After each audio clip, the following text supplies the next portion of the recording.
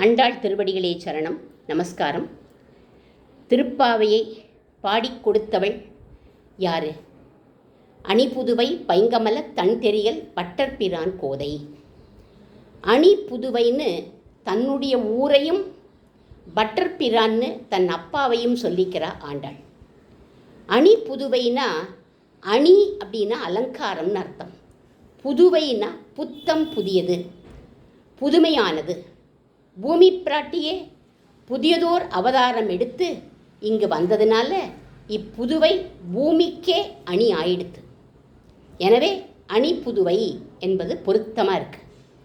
உலகத்துக்கே அலங்காரமாக இருக்குது அணி புதுவைங்கிற ஸ்ரீவில்லிபுத்தூர். ஏன்னா கோதை பிறந்த ஊர், கோவிந்தன் வாழும் ஊர். எப்பவுமே ஆழ்வார்கள்லாம் தங்களுடைய ஊரை சொல்லிப்பார். நம்மாழ்வார் குருகூர் சடகோபன்னு சொல்லிப்பார். திருமங்கையாழ்வார் மங்கை மன்னன் ஆலிநாடன் அப்படின்னு சொல்லிப்பார். குலசேகர பெருமாள் கொல்லி காவலன், கூடல் நாயகன், கோழியர்கோன் குலசேகரன் அப்படின்னு சொல்லிப்பார். ஏன்னா அவள் பிறந்த அந்த க்ஷேத்திரம் அவ்வளவு பெருமை வாய்ந்தது. அது மாதிரி அணிபுதுவைன்னு ஸ்ரீவில்லிபுத்தூரை சொல்லிண்டா நம்ம ஆண்டாள். ஸ்ரீவில்லிபுத்தூர் உண்மையிலேயே பூமிக்கே ஆபரணம். ஏன் அப்படின்னா ஓம்காரம்ங்கிற பிரணவத்தின் அவதார ஸ்தலம் அது.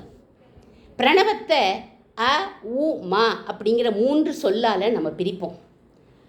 அகார பாஷ்யன் யார்? பெருமாள். உகாரம் தாயாரை குறிக்கிறது. மாங்கிற சொல் ஜீவாத்மாவாகிய பக்தனை குறிக்கிறது.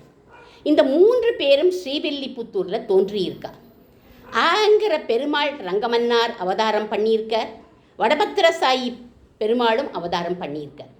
ஊங்கிற தாயார் மகாலட்சுமி வடிவமான ஆண்டாள் அவதார ஸ்தலம். மாங்கிற பக்தன் யாரு? கருடனின் அம்சமான பெரியாழ்வார் அவதாரம் பண்ணியிருக்கார். 3 பேரும் இந்த ஊரில் அவதாரம் பண்ணியிருக்கிறதுனால இது பிரணவத்தினுடைய அவதார ஸ்தலம். வேற எந்த க்ஷேத்திரத்துக்கும் இந்த ஏற்றம் கிடையாது. இனி ஸ்ரீவில்லிபுத்தூர் அப்படின்னு பெயர் வர காரணம் என்னங்கிறத பார்க்கலாம்.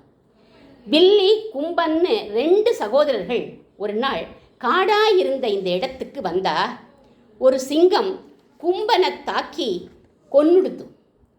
சகோதரன் இறந்த துக்கம் தாழாம வில்லி அவனுடைய சடலத்தின் முன்னாடி உட்காந்து அழுதுன்றான். அந்த சமயம் ஒரு அசரீரி வாக்கு கேட்டது. இந்த வனத்தில் ஒரு குகைக்குள்ள வடபத்திரசாயியான பகவான் பூமிக்கடியில் மறைஞ்சி இருக்கான். அவருக்கு ஒரு ஆலயத்தை ஏற்படுத்து, பூஜை பண்ணு, உன்னுடைய இறந்த சகோதரன் உயிர்த்து எழுவான் அப்படின்னு சொல்லிது.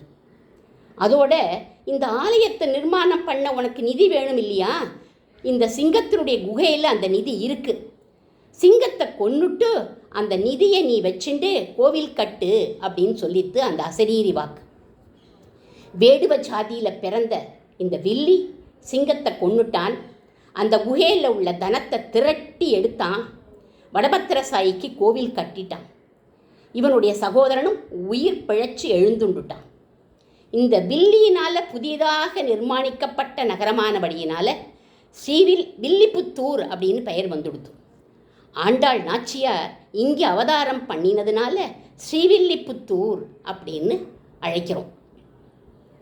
இந்த ஊரின் மற்றொரு பெருமை, தமிழ்நாடு அரசு முத்திரையில் இந்த கோவிலின் ராஜகோபுரம் இடம்பெற்றிருக்கு. அணிபுதுவை நாச்சியார் திருவடிகளே சரணம்.